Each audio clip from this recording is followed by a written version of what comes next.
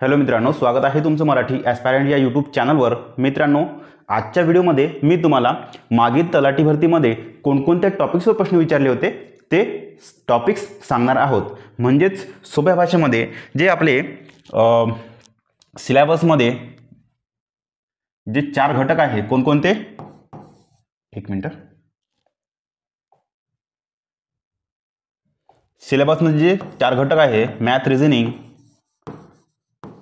Maths and reasoning, 2 English, 3 Marathi,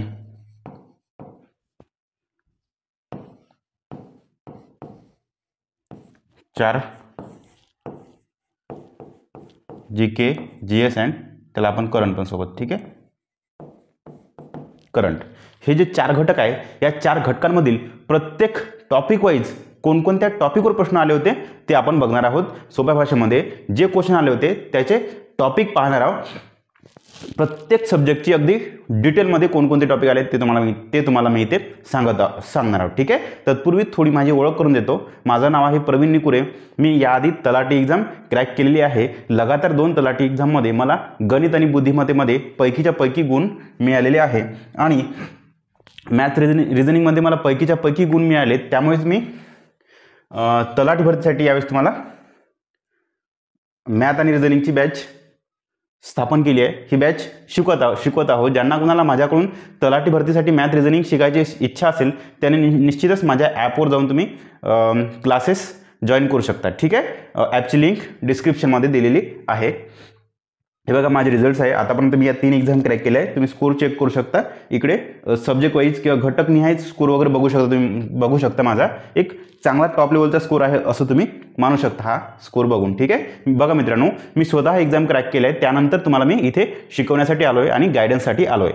चला, निश्चितच माझ्या गायडन्सचा तुम्हाला फायदा होईल अशी अपेक्षा करतो। पहिला विषय बघा मित्रांनो, मागील वर्षी 2023 मध्ये मागचा पेपर झाला होता तलाठी भरतीचा, तेव्हा विचारलेले गणित आणि बुद्धिमत्ताचे टॉपिक आपण इथे बघणार आहोत। पहिल्यांदा गणित आणि बुद्धिमत्ता रिझनिंगमध्ये कोणकोणत्या टॉपिक्सवर प्रश्न आले होते ते बघून घेऊ। आधी बघा, अक्षर मालिका, अंक मालिका आणि अक्षर अंक मालिका याच्यावर क्वेश्चन्स आले होते। किती क्वेश्चन्स आले होते? एक अक्षर मालिका किंवा अल्फाबेट सिरीज त्यावर एक क्वेश्चन आला होता। अंक मालिका किंवा नंबर सिरीज किंवा न्यूमेरिक सिरीज म्हणू शकता तुम्ही, त्यावर 3 क्वेश्चन होते आणि दोन्हींचं मिक्स अक्षर आणि अंक मालिका किंवा अल्फा न्यूमेरिक सिरीज याच्यावर एक प्रश्न आला होता, ठीक आहे। सांकेतिक भाषा, कोडिंग डिकोडिंगवर बघा, काही शिफ्टला एक प्रश्न डायरेक्ट होता, तर काही शिफ्टला हा जो क्वेश्चन आहे ना याच्याशी संबंध काढून होता किंवा याच्याशी संबंध आणि एक ॲनालॉजी आहे याच्याशी संबंध करून कोडिंग डिकोडिंगचा प्रश्न विचारला होता, ठीक आहे। म्हणजे क्वेश्चनचं स्वरूप बघा मित्रांनो, तुम्हाला एक क्वेश्चन फक्त एकाच चॅप्टरवर आधारित नाही राहत, मिक्सअप करून 2-3 चॅप्टर मिक्सअप करून किंवा 2 चॅप्टर मिक्स करून एक क्वेश्चन विचारला जातो। मी तुम्हाला रिझनिंगमध्ये त्याच पद्धतीने शिकवत आहोत। सध्या रिझनिंग चालू आहे आपलं क्लासेसमध्ये, ठीक आहे।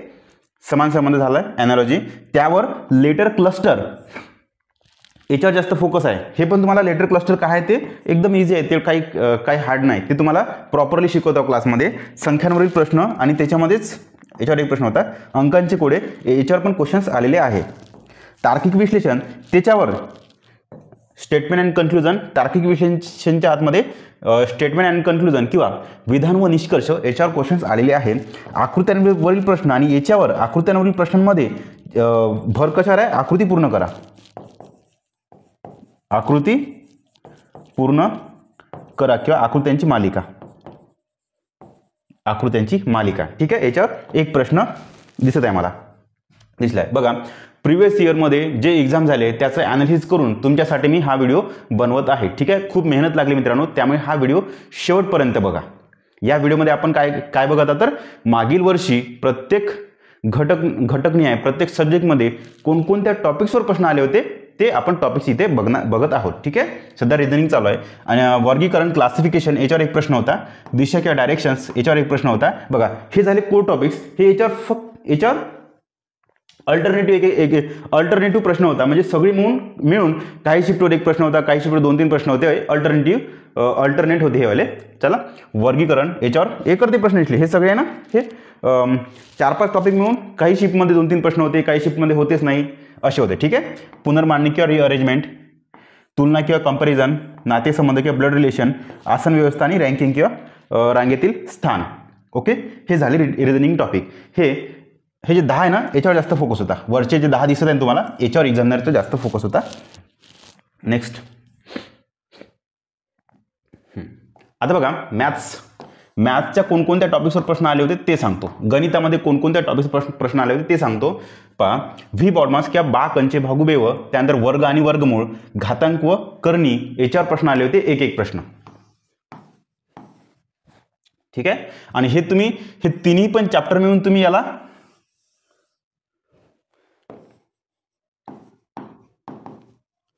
संख्या हे चॅप्टर तुम्ही मानू शकता, परंतु हे सगळे चॅप्टर तुम्हाला एक ॲज अ सेपरेट चॅप्टर म्हणून शिकावे लागते. मी संख्या किंवा सिम्प्लिफिकेशन याच्या खाली तुम्हाला जवळपास 7 चॅप्टर शिकवलेले आहे. ठीक आहे. त्यानंतर शेकडेवारी, बघा शेकडेवारीवर डायरेक्ट प्रश्न नाही दिसला,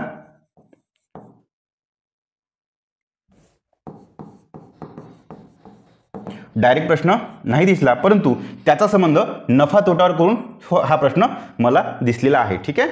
नफा तोटा, त्यानंतर सरळ व्याज, आणि बघा इथे 2 काढा, हे माझ्या शिफ्टचे प्रश्न आहे 2. सरळ व्याजला माझ्या शिफ्टला 2 प्रश्न आले होते. काही शिफ्टला काय कसं झालं होतं, एक प्रश्न सरळ व्याज आणि चक्रवाढ व्याज याच्यावर एक प्रश्न. ठीक आहे. चक्रवाढ व्याज आणि सरळ व्याज याच्यावर एक प्रश्न होता. काळ व काम 1 प्रश्न, रेल्वे 1 प्रश्न, नळ व टाकी 1 प्रश्न, गुणोत्तर व प्रमाण 1 प्रश्न, त्यानंतर चक्रवाढ व्याज, बघा हे जे आहे ना सरळ व्याज याच्यावर माझ्या शिफ्टला 2 प्रश्न आले होते. काही शिफ्टला मला चक्रवाढ व्याज आणि सरळ व्याज याच्यावर एक प्रश्न दिसला होता. ठीक आहे. आता हे जे 11 टॉपिक्स आहे ना, याच्यावर एक्झामिनरचा जास्त फोकस होता. आता हे जे बाकीचे खालचे आहे ना, हे याला अल्टरनेटिव्ह प्रश्न होते, म्हणजेच काय तर याच्यातून 2-3 क्वेश्चन आले होते काही शिफ्टला फार कमी शिफ्टला याच्यातले 2-3 टॉपिक्स बाहेर काढले आणि त्याला इथून रिप्लेस केलं. म्हणजेच काय तर मित्रांनो, बघा रेल्वे आणि काळकाम आहे ना, हे टॉपिक्स आहे ना, नळव टॉपिक वगैरे, त्यातलं एखादी टॉपिक्स याच्याद्वारे रिप्लेस केलेलं आहे. ठीक आहे. संख्या पद्धती जे हे मोठं टॉपिक आहे, त्यातलं ह्या 3 टॉपिक्सपैकी कोणतं एक मिक्स केलेलं आहे. आता संख्या पद्धती याच्यामध्येच तुमचं हे 3ही टॉपिक येते, बरं लक्षात ठेवा. फक्त तुम्हाला हे जे वरचे 3 टॉपिक आहे चांगले डीपमध्ये करावं लागेल, ॲज अ सेपरेट टॉपिक्स समजून त्याला करावं लागेल. मी माझ्या क्लासेसमध्ये तुम्हाला प्रॉपरली म्हणजे ॲपवर क्लासेसमध्ये प्रॉपरली तुम्हाला सांगितलेलं आहे. सगळ्या गोष्टी अगदी डिटेलमध्ये केलेल्या आहे. अगदी माफक दरामध्ये कमीत कमी किमतीमध्ये माझी बॅच तुम्ही जॉईन करू शकता मित्रांनो. मी बघा स्वतः एक्झाम क्रॅक केली, त्यानंतर तुम्हाला मी इथे शिकवत आहोत. त्यामुळे निश्चितच मी ज्या वेनी स्टडी केला आहे, ज्या वेनी तुम्हाला शिकवत आहोत, त्याचा तुम्हाला फायदा होईल अशी मी अपेक्षा करतो. त्यानंतर सरासरी, अंकगणितीय श्रेणी, याच्यावर एक प्रश्न होता, सिरीज म्हणू शकता. वेगवेगळे अंतर, संख्या पद्धती, लसावी आणि मसावी, बोट व प्रवाह, वय, भागीदारी, सूट व कमिशन याच्यावर एक्झामिनरचे क्वेश्चन्स होते. लक्षात ठेवा, मॅथ आणि रिझनिंगमध्ये जास्त मेन कोर फोकस हे तुम्हाला दिसत आहे, हे रिझनिंगचे चॅप्टर्स आहे.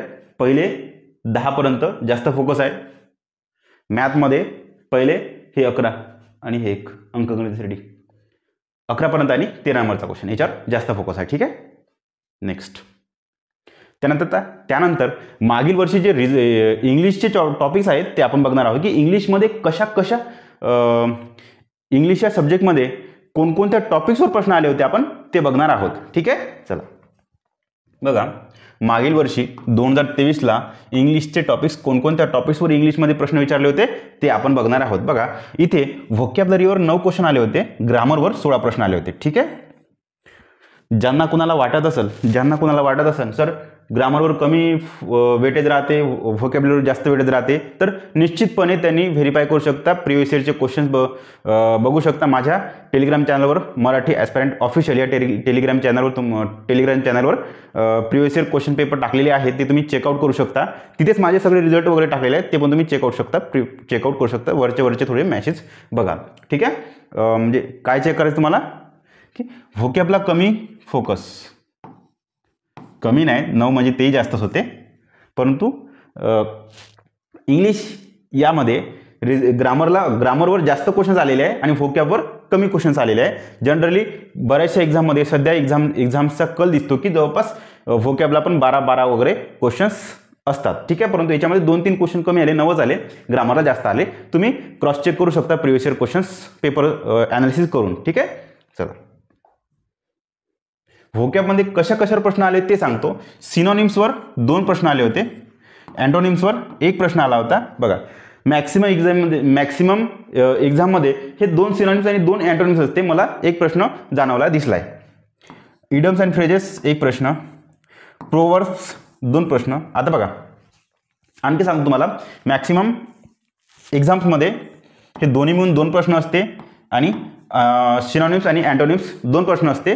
मला माझ्या शिफ्टला वाटलं की ते 1 प्रश्न इथला, काही निवडक शिफ्टला इथे अँटोनिम्स आणि सिनोनिम्स 2 प्रश्न होते. ठीक आहे, तुम्ही 1-2 क्वेश्चन इथं याला तुम्ही मानून चालू शकता.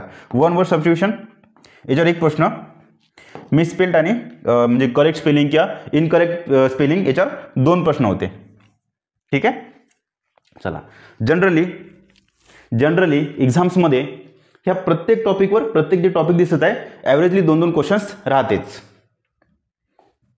त्यानंतर ग्रामरमध्ये बघा फिल इन द ब्लँक याच्यावर मला 2 प्रश्न दिसले आणि दोन्ही प्रश्न टेन्स काळ, present tense, past tense, future tense याच्यावर होते. ठीक आहे, थोडे एकदम डीप पण विचारले नाही आणि मॉडरेट इझी पण विचारले नाही, मॉडरेट लेवल त्याला थोडं इझीचा संबंध जोडून विचारलेले आहेत. ठीक आहे, इझी टू मॉडरेट क्वेश्चन्स आले होते. स्पॉट द एरर, आता स्पॉट द एररमध्ये मला 4 प्रश्न दिसले शिफ्टमध्ये. आता हे कशावर होते ते सांगतो. ॲडवर्बवर पण होते, टेन्सवर पण होते, हॅव, हॅज, हॅड, हॅझंट वगैरे याच्यावर पण प्रश्न होते. ठीक आहे, त्यानंतर प्रेपोजिशन्सवर 1 प्रश्न होता, आर्टिकल्सवर 2 प्रश्न होते, voice, active voice, passive voice याच्यावर 2 प्रश्न, पंक्च्युएशन्स 2 प्रश्न होते. आणि बघा मित्रांनो, बघा जनरली जे सध्या आता एक्झाम्स होत आहे त्यामध्ये हे जे आहे ना ॲक्टिव्ह व्हॉइस आणि पॅसिव्ह व्हॉइस याच्यावर सरळ मानून त्याला 2 क्वेश्चन राहतेच. त्यानंतर 2 क्वेश्चन्स कसे राहते ग्रामरवर, डायरेक्ट आणि indirect, direct and indirect speech. ठीक आहे, SPWCH, डायरेक्ट आणि इनडायरेक्ट स्पीच 2 प्रश्न याच्यावर 2, व्हॉइस आणि स्पीच, व्हॉइस स्पेलिंग बरोबर. ठीक आहे, ॲक्टिव्ह आणि पॅसिव्ह व्हॉइसवर 2 प्रश्न, डायरेक्ट इनडायरेक्टवर 2 प्रश्न, असे जनरली बाकी अदर एक्झाम्समध्ये 2 क्वेश्चन्स राहते. परंतु या एक्झाममध्ये मला डायरेक्ट इनडायरेक्टवर प्रश्न नसून पंक्च्युएशन्सवर प्रश्न विचारला होता आणि त्यामध्ये क्वेश्चन्स किंवा विधान कोणते वापरले होते तर डायरेक्ट आणि इनडायरेक्ट स्पीचचे विधानं वापरले होते. म्हणजे क्वेश्चन होता तो पंक्च्युएशनवर, चिन्हांचा वापर. डायरेक्ट इनडायरेक्टमध्ये सोप्या भाषेमध्ये सांगायचं झालं तर डायरेक्ट इनडायरेक्ट स्पीचमध्ये चिन्हांचा वापर कसा करावा अशा पद्धतीचा क्वेश्चन्स होता. आणि एक फक्त सिंगल चॅप्टर विचारायचं झालं तर डायरेक्ट पंक्च्युएशन. ठीक आहे, आणि त्याचा संबंध डायरेक्ट इनडायरेक्ट सोबत जोडून. चला नेक्स्ट, ग्रामरमध्येच आणखी व्हर्बवर 2 क्वेश्चन दिसले.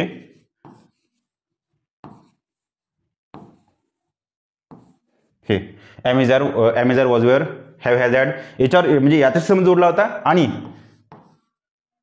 हे आहे ना आपले V1, V2, V3 याचा पण संबंध जोडून क्वेश्चन्स आलेले होते. ओके, आता बघा याच्यामध्ये पार्ट्स ऑफ स्पीचवर कोणकोणत्या पार्ट्स ऑफ स्पीच शब्दांची जाती याच्यामध्ये कशा प्रश्न होते. ॲडजेक्टिव्हवर प्रश्न आणि ॲडव्हर्ब पण तुम्हाला करावं लागेल, त्याच्यावर प्रश्न होते. आणि व्हर्ब हे तुम्हाला हे जे आहे ना 1-2 आहे ना हे इथं पण आलेले आहे. काय कारण की बघा प्रॉपरली क्वेश्चन्स होते, त्याचा संबंध कशासोबत जोडून क्वेश्चन्स विचारले आहेत ते मी इथे तुम्हाला सांगितलंय. आता बघा हे जे आहे ना एक सेपरेट चॅप्टर नाही, कोणतं हे फिल इन द ब्लँक हे सेपरेट चॅप्टर आहे का नाही ना. स्पॉट द एरर हे सेपरेट चॅप्टर नाही, हा क्वेश्चनचा प्रकार आहे. आता ह्या क्वेश्चनच्या या क्वेश्चनच्या प्रकारामध्ये कोणत्या टॉपिकवर प्रश्न विचारले ते सांगितलं मी तुम्हाला. या फिल इन द ब्लँकमध्ये टेन्स या टॉपिकवर प्रश्न विचारले, स्पॉट द एररमध्ये या टॉपिक्सवर प्रश्न विचारले, टेन्स, ॲडवर्ब, हे इकडं तुम्ही हेल्पिंग वर्ब वगैरे म्हणू शकता. त्यानंतर मॉडल ऑक्झिलरीवर किंवा मग त्याला मॉडल्स नाही का आपण मॉडल ऑक्झिलरी किंवा ते हे ना हेल्पिंग वर्ब वगैरे याच्यावर क्वेश्चन्स होते. ठीक आहे, हे झालंय. आता यानंतर इंग्लिशमध्ये 9 क्वेश्चन व्होकॅब आणि 16 क्वेश्चन ग्रामर होतं. आता मराठी बघा, मराठीमध्ये थोडा पॅटर्न चेंज झालेला आहे. इंग्लिश आणि मराठी पॅटर्न दोन्ही याचा सेम नव्हता, थोडा इथं गोष्टी वेगळ्या झाल्या आहे. तिकडे इंग्लिशसाठी कसं एक डिसेंटचं वेटेज होतं व्होकॅबवर, 9च क्वेश्चन होते व्होकॅबवर. इथं थोडं चेंज झालंय. काय दाखवतो तुम्हाला इथे. मागील वर्षी 2023 मध्ये विचारलेले मराठी विषयाचे टॉपिक्स इथे एकदम चेंज झालंय. आकडे सेमच झाला. ठीक आहे, थोडं इथे एकदम चेंज झालंय. शब्दसंग्रह 16 प्रश्न आले आणि याला आपण व्होकॅब म्हणू शकता, व्होकॅब्युलरी.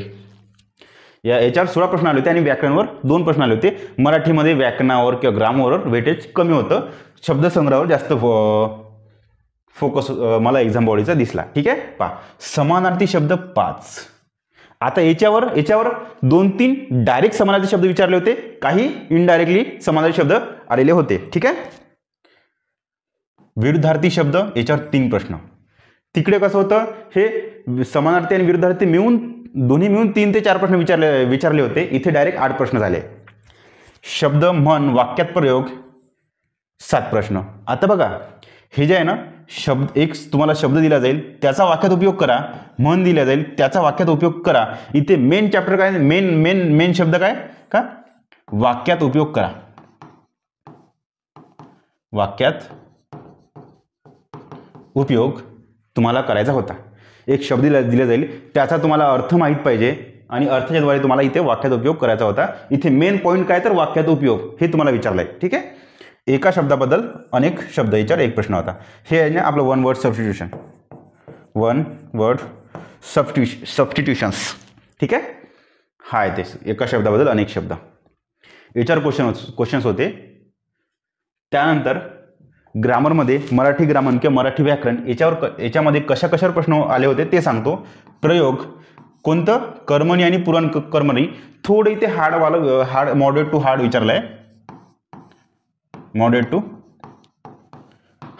विचारलंय, ठीक आहे. याच्यावर 2 प्रश्न आले होते. समासवर 2 प्रश्न आले होते. मी विसरलो कोणते समास होते, पण माझ्या शिपला बहुरी आणि द्विगु थोडं आठवते मला एवढं. ठीक आहे, चला. आणि नंतर वाक्य रूपांतरण कोणकोणतं, प्रश्नार्थकचे होकारार्थी करा आणि एक नेगेटिव्ह सेंटेन्स असं काहीतरी आलं होतं. ठीक आहे, बहुतेक मला ठीक आहे. एक प्रश्नार्थक वाक्य आणि होकारार्थी वाक्य याच्यावर क्वेश्चन्स आले होते, वाक्य रूपांतर. ठीक आहे, त्यानंतर आणखी क्वेश्चन्स आले होते वाक्य संश्लेषण किंवा सिंथेसिस म्हणू शकता. त्याच्यामध्ये केवळ वाक्य, संयुक्त वाक्य, मिश्र वाक्य याच्यावर 1 प्रश्न आला होता. ठीक आहे, मला संयुक्त वाक्यावर 1 प्रश्न आला होता. आणि कथा, कादंबरी, लेखक याच्यावर 3 प्रश्न.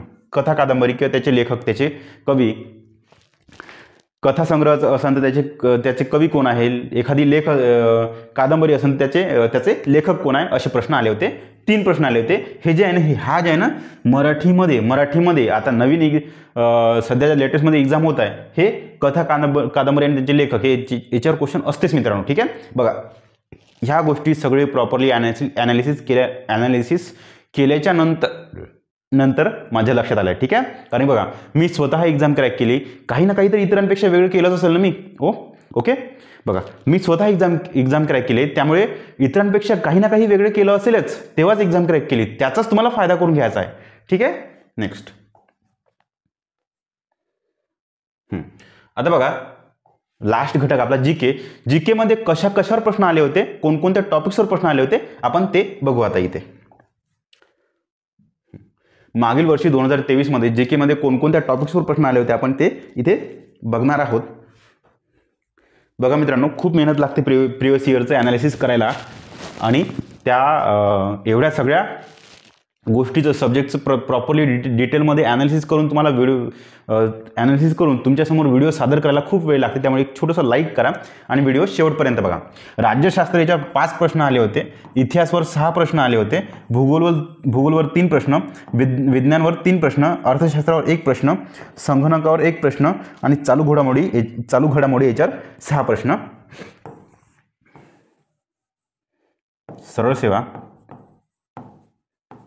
सेवामध्ये 6 ते 8 प्रश्न याच्यावर तुम्ही बाकी अदर पण एक्झाममध्ये चालू घडामोडीवर 6 ते 8 प्रश्न कन्सिडर करून चला. या आपल्या एक्झाममध्ये 6 क्वेश्चन्स मला दिसले होते. ठीक आहे, तुम्ही वाटल्यास सगळे जे मी करतो ना एखादी कोणी पण तुम्ही क्रॉस चेक करू शकता का हाच पॅटर्न एक्झाममध्ये आला होता की नव्हता. तुम्ही क्रॉस चेक करू शकता. प्रॉपरली मी अगदी डिटेलमध्ये ॲनालिसिस केल्यानंतर तुमच्यासमोर हा व्हिडिओ घेऊन आलेलो आहोत.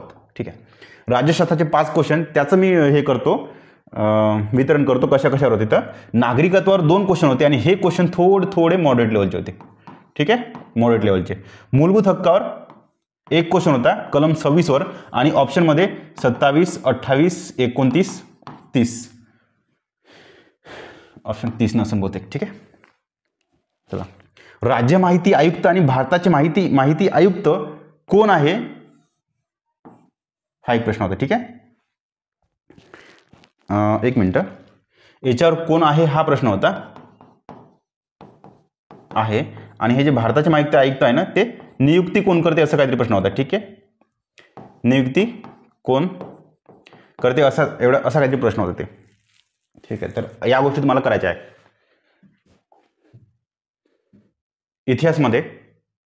इतिहासावर 6 प्रश्न आले होते. त्यामध्ये ब्रिटिशांचे राजकीय धोरण, जहाल गट किंवा क्रांतिकारी चळवळ, क्रांतिकारक याच्यावर प्रश्न आला होता. मुस्लिम लीगवर 1 प्रश्न आला होता. समाज सुधारकवर 1 प्रश्न आला होता. धार्मिक चळवळ 1 प्रश्न आला होता. प्राचीन आणि मध्ययुगीन धर्म हे पारसी धर्म आला होता. ठीक आहे, हे इथे पारसी धर्म याच्यावर पण क्वेश्चन आले होते.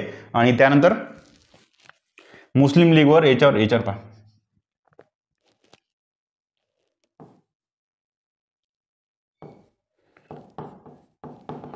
धोंडो केशव कर्वे. हे जे समाज सुधारणा आहे ना,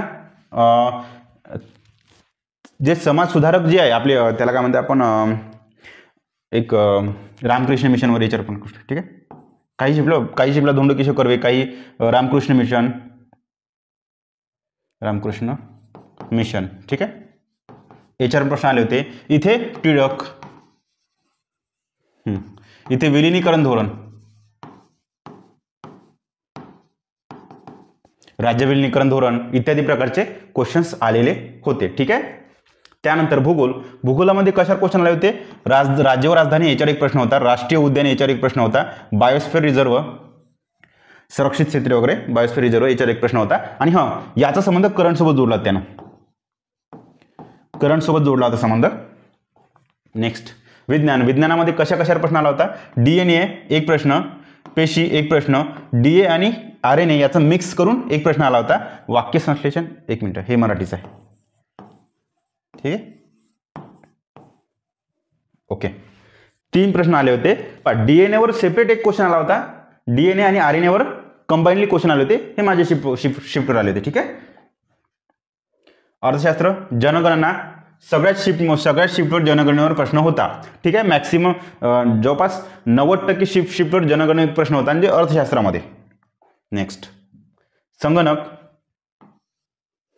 1 प्रश्न, शॉर्ट की बाबत 1 प्रश्न होता. चालू घडामोडी योजनावर 2 प्रश्न, पुस्तक व लेखक करंटवाले 1 प्रश्न, पुरस्कार 1 प्रश्न, उद्यान करंटशी सोबत जोडून 1 प्रश्न होता. बघा, मगाचं जे बायोस्फिअर रिझर्व हे वेगळं होतं.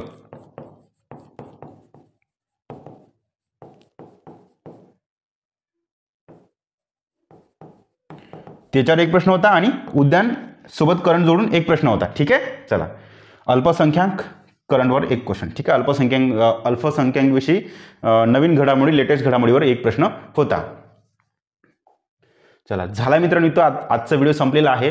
आणि बघा, मी स्वतः एक्झाम क्रॅक केलेली आहे, 3 एक्झाम क्रॅक केले आहेत, तलाठी एक्झाम पण क्रॅक केलेली आहे मी, आणि तलाठी एक्झाममध्ये लगातार 2 वेळेस गणित आणि बुद्धिमत्तेमध्ये पैकीच्या पैकी गुण घेतलेले आहे. बघा, या माझ्या नॉलेजचा तुम्हाला निश्चितच फायदा होईल अशी मी अपेक्षा करतो. आणि हां, बघा मित्रांनो, मी स्वतः या गोष्टी केलेल्या आहे. स्वतः प्रिव्हियस इयर्सचं ॲनालिसिस करून, त्यानुसार अभ्यास करून स्वतः एक्झाम क्रॅक केलं आहे. बघा, मी एक्झाम क्रॅक केली, यामागे ज्या ज्या गोष्टी केल्या त्याच गोष्टी मी तुमच्यासमोर आणत आहोत. त्यामुळे निश्चितच या चॅनलचा तुम्हाला फायदा होईल. आणि हां, ज्यांना कोणाला माझ्याकडून गणित बुद्धिमत्ता शिकायचं असेल, माझ्याप्रमाणे गणित बुद्धिमत्तेमध्ये पैकीच्या पैकी गुण घ्यायचे असेल, त्यांनी निश्चितच माझ्याकडून गणित बुद्धिमत्ता शिकू शकता.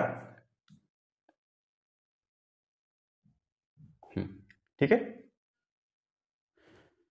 हे माझे मॅथ रिझनिंगचे क्लास आहेत तलाठी भरतीसाठी, त्यानंतर मॅथ्सचे क्लास आहे तलाठी भरतीसाठी, आणि रिझनिंगचे क्लास आहेत तलाठी भरतीसाठी. निश्चितच माझ्याकडून माझ्या ॲपवर जाऊन तुम्ही शिकू शकता. ॲपची लिंक डिस्क्रिप्शनमध्ये दिलेली आहे. Okay, thank you.